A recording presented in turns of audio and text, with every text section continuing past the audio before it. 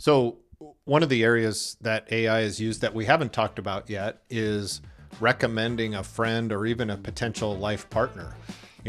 Like dating apps Yeah. are using AI. So any thoughts on that?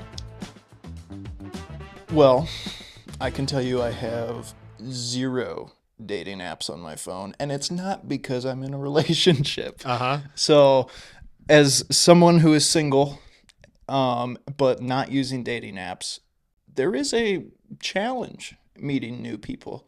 But Mm-hmm. just kind of I don't know if you would call it a moral code, just kind of my thought process is that the right person would find me. Mm-hmm.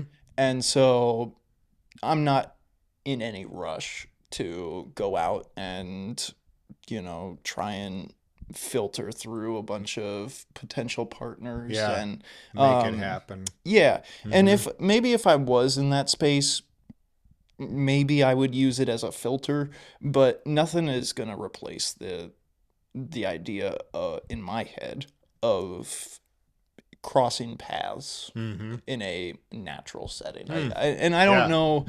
I don't Yeah. know. Maybe that's Like that. delusional of me in Oh, it's kind today's of world, old but school romantic, huh? well, That, yeah, don't get it'll happen sappy when it on me happens. now. Yeah. Don't get sappy on me Yeah. now. Yeah. No, I would agree. I do think there's value in there's dating apps that narrow the field, but Yeah. like we talked in a previous episode, you still have to go out and meet the person Yeah. and have a conversation and an interaction and make that decision of whether or not this is somebody that you could see spending the rest of your life with. And I would tell you too, just the other perspective, having coming up on 35 years of marriage now, no matter what you decide at the beginning, things are going to change anyway. And so Um, it's going to require work. yeah. So whatever algorithm you use to make a choice in the beginning, that's just a point in time. And there's no way to project 30, 35, 50 years down the road how things are going to change. And that's where the work comes in. I think with this one, you and I are both in agreement that AI cannot replace going out and doing it. Correct.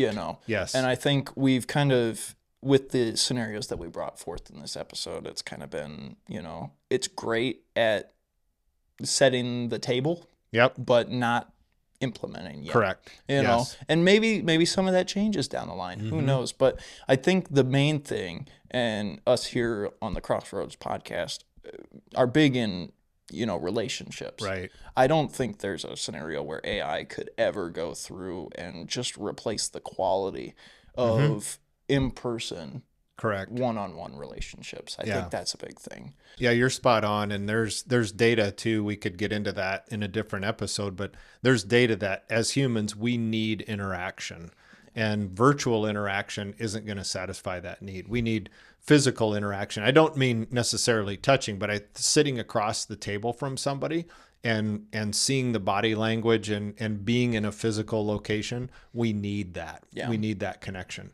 And we're seeing that now coming out of COVID where people have work from home jobs that they can go days without interacting with another human being. Yeah. And they're struggling. They don't feel fulfilled. They feel depressed, et cetera. So you're right. It doesn't replace the relationship.